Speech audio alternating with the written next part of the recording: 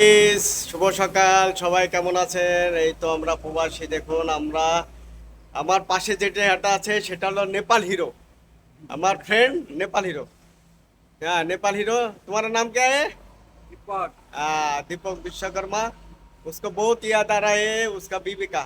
वो अभी एक हफ्ता हुआ छुट्टी से आया। एक सप्ताह पहला है।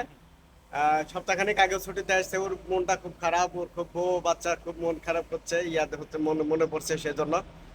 আর এই যে আমাদের ডিউটির টাইম, আসলে আমরা কাজের ফাঁকে ভিডিওটা করলাম আপনাদের মাঝে পরিচিত হওয়ার জন্য। আপনারা সবাই আমার এই দোস্তের জন্য ই করবেন। দোস্তর মনটা খুবই খারাপ।